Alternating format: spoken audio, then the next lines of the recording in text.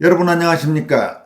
철학자인 이종권 전 중앙대 교수가 5.18 광주 사태에 대해 이견을 제기하면 처벌하는 이른바 5.18 비판 처벌법과 관련해서 소위 독재 타도를 외치던 사람들이 그들이 걸핏하면 비판하던 사람들과는 비교도 안 될 정도의 독재자가 됐다라고 질타했습니다.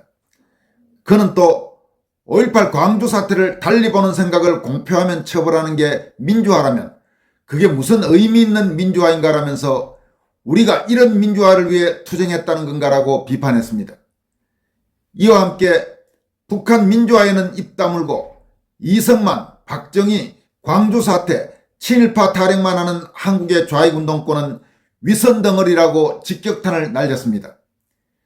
이 교수는 최근 우파 인터넷 매체 뉴데일리에 5차례에 걸쳐 게재된 운동권 제자들에게 보내는 형식의 민주화를 외쳤고 외치고 있는 친애하는 제자에게라는 제목의 연재 서신을 통해 이같이 밝혔습니다.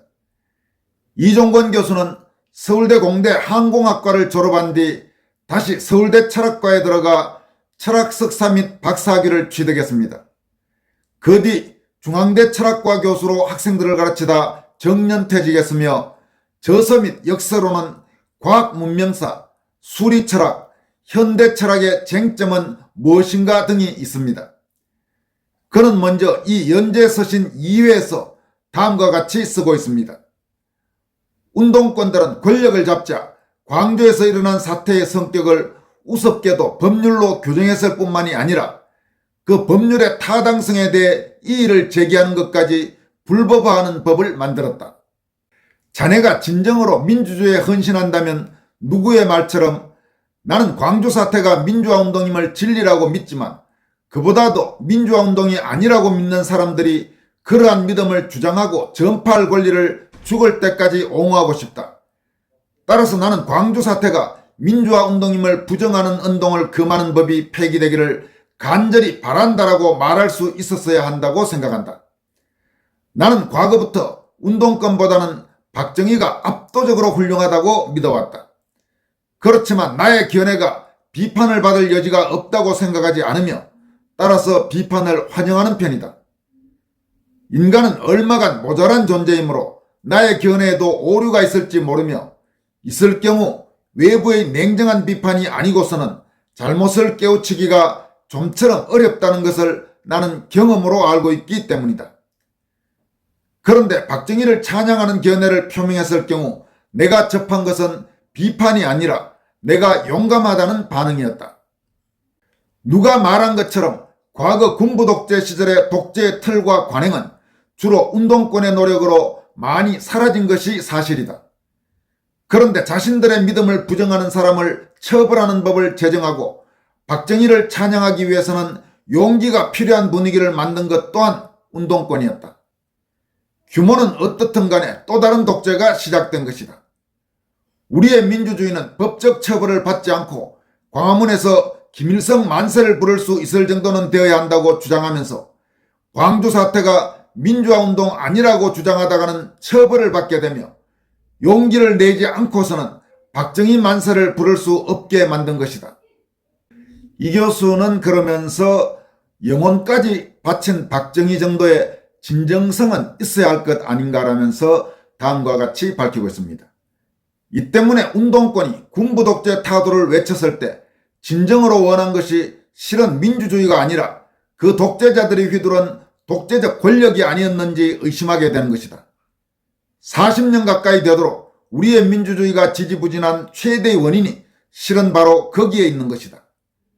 독재를 타도하는 것은 쉬운 일이 아니었지만 그러나 민주주의는 독재를 타도하는 것 이상의 노력을 해야 하는 어떤 의미에서 독재 타도보다 훨씬 더 어려운 일이라는 것을 스스로 내건 근대화라는 목표에 자신의 영혼을 바친 박정희 정도는 아니더라도 얼마간 진정성을 지니고 있어야만 가능한 일이라는 것을 자네를 비롯한 운동권은 인식하지 못하고 있다는 것이 내 생각이다.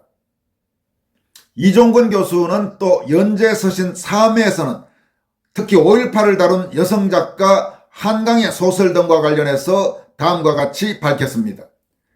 자네가 보내준 글에 의하면 소설가 한강은 군인에 잔인하게 당했던 광주 시민을 순진한 소년에 비유한 것 같은데 좀 아니라는 생각이 들었다.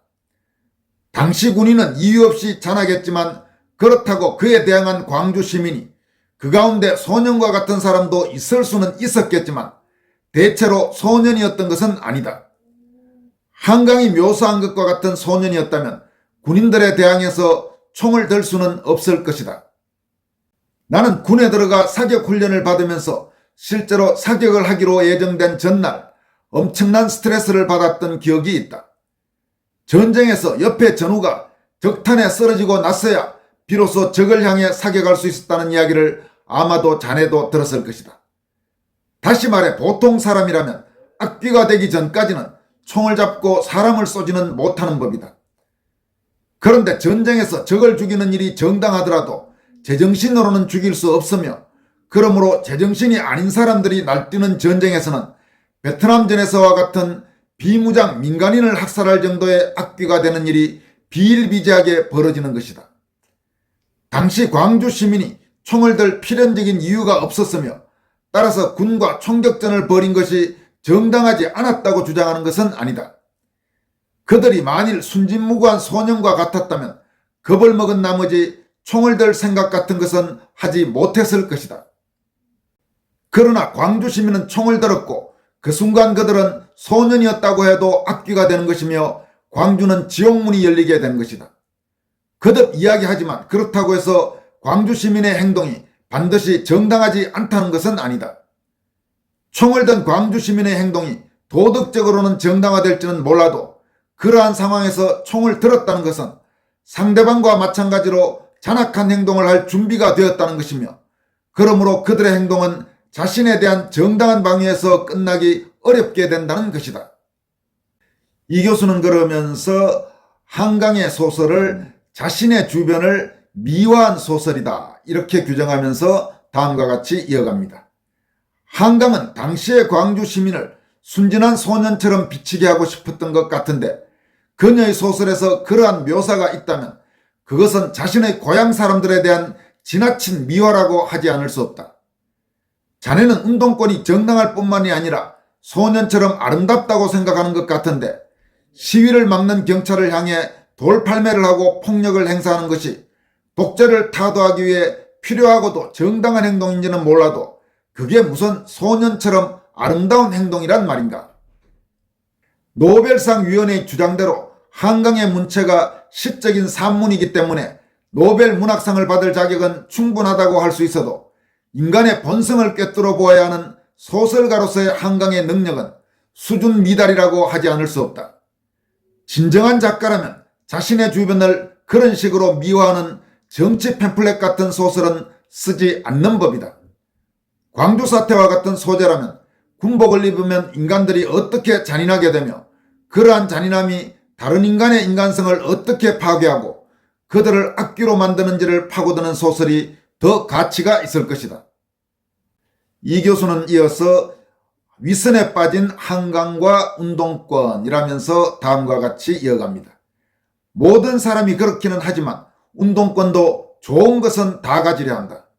앞서 말한 대로 운동권은 광주 사태가 민주화운동으로 인정받고 싶어 하는데 그것도 그러한 인정을 거부하는 사람을 법으로 처벌할 수 있을 정도로 인정받고 싶어 한다.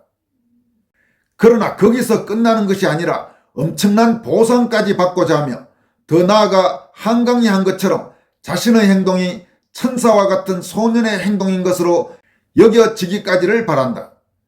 앞서 말한 것처럼 운동권이 자신들이 민주화를 달성한 것에 대해 만족하고 보상금 따위나 자신들의 행동을 분식하는 일에 무관심했다면 정말 아름다웠을 것이라고 생각한다.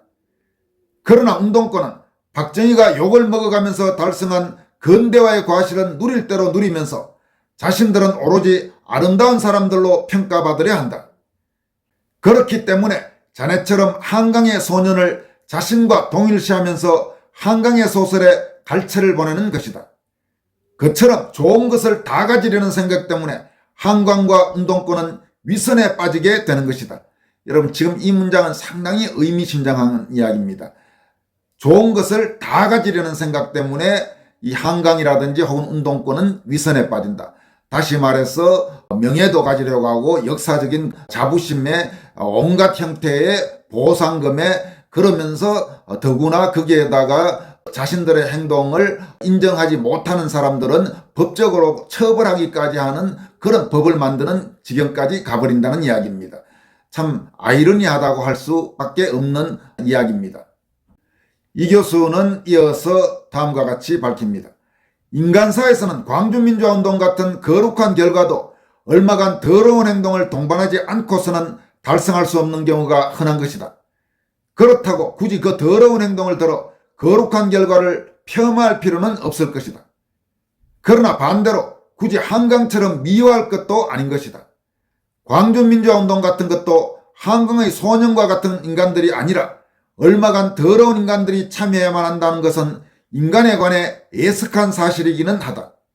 그렇지만 한강이 수준 있는 작가였다면 그 글을 쓸 나이에는 그러한 사실 정도는 알았어야 했다고 생각한다. 이 교수는 이어서 운동권의 독서는 예나 지금이나 위선적이다라면서 다음과 같이 이어갑니다. 한강은 양심이 제일 중요하다고 말하고 있고 자네도 그러한 마음으로 살아가고자 한다고 고백하고 있는데 그것을 내가 우려하는 것이다. 양심대로 살아가는 것은 어렵다. 그런데 그 나름대로 혹은 그 이상으로 어려운 것은 자신이 양심과 진리를 독점하지 않으려 하는 것이다. 한강에서도 그것을 느끼는데 양심을 말하는 많은 사람들은 자신들만이 진실하고 자신들만이 진리를 지니고 있다고 생각하는 경향이 있다. 그러한 독선을 유지하는 한 그들은 민주주의자가 될 수 없다. 진리가 어느 특정 인간 혹은 특정 그룹에 있다고 믿는 모든 사람들은 그 특정한 인간이나 그룹에 의한 독재를 지지하게 되어 있다. 박정희는 사실 자네들처럼 독선적인 인간이 아니었으며 따라서 독재를 근대화를 달성하는 데 필요한 방법으로만 생각했다. 그러므로 그 목표가 달성되면 더 이상 독재를 주장하지 않았을 가능성이 크다. 그러나 김일성은 한민족 가운데 오직 자신만이 진리를 가지고 있다고 생각했기 때문에 그의 독재는 방법 혹은 수단에 머무를 수가 없었으며 북한 주민의 어떤 결과가 오건 죽을 때까지 버릴 수 없는 목표가 된 것이다. 민주주의적 토론은 진리가 나 아닌 상대편에 있을지도 모른다고 생각해야 가능한 법이다. 자네의 대학 재학 시절 자네와 토론하는 가운데 나는 항상 민주주의를 소리 높여 외친 운동권들이 그러한 의식이 미흡함을 아주 자주 지적한 바 있음을 자네도 기억할 것이다. 자네들이 대학에서 영향력을 행사할 때 비민주주의였던 학교의 재반 관행이 민주적으로 개선된 경우는 별로 보지 못했으며 따라서 나는 자네들이 사회에 진출해서도 민주주의의 성장과 발전에 기여하지 못할 것으로 우려했는데 그 우려가 근거 없는 것이 아니었음을 갈수록 실감하고 있다. 과거 나는 내가 다녔던 대학교를 비롯해서 자네가 다니고 있던 대학교에서 접한 모든 운동권 가운데 자네만이 유독 그러한 미덕을 지니고 있다고 생각해서 자네와 많은 토론을 벌인 적이 있음을 자네도 기억하고 있을 것이다. 그러나 요즘 그러한 토론은 있을 수 없고 보이는 것은 오직 독선인데 독선 뒤에 있는 것은 물론 민주주의에 대한 열정보다는 권력욕이다.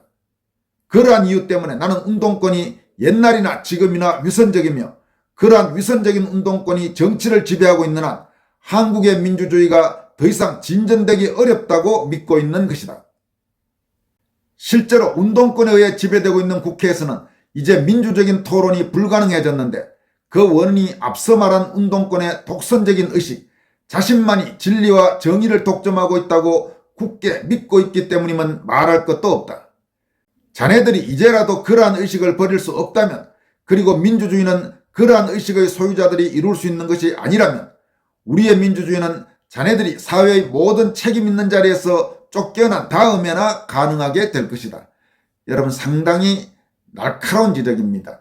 이 한국 사회의 좌익운동권 출신들, 지금 한국 사회의 거의 전 분야를 지배하고 있는 좌익운동권은 옛날에도 독선적이고 위선적이었고 지금도 마찬가지입니다. 우리가 대학 다닐 때도 그 당시 좌익운동권들이 군부 독재 타도 이런 거를 말은 부르짖었지만은 대단히 독선적이고 위선적이고 아주 군부 권위주의 정권보다도 더 심각한 정도의 그 구조적 문제점을 가지고 있었습니다. 그리고 그런 자들이 지금 대학 나와서 수십 년간 한국을 완전히 장악해서 우리가 보고 있는 말도 안 되는 저 국회의 더불어민주당 국회의원들의 행태, 그리고 사법부의 저 말도 안 되는 사법 카르텔, 온갖 형태의 문제가 지금 한국 사회를 대단히 우려스러운 상황으로 몰고 가고 있는 것입니다. 그런 점에서 이종건 전 중앙대 철학과 교수의 이번 연재 서신은 우리에게 상당히 의미 있는 내용을 시사한다고 할 수 있습니다. 지금까지 권순할TV였습니다. 고맙습니다.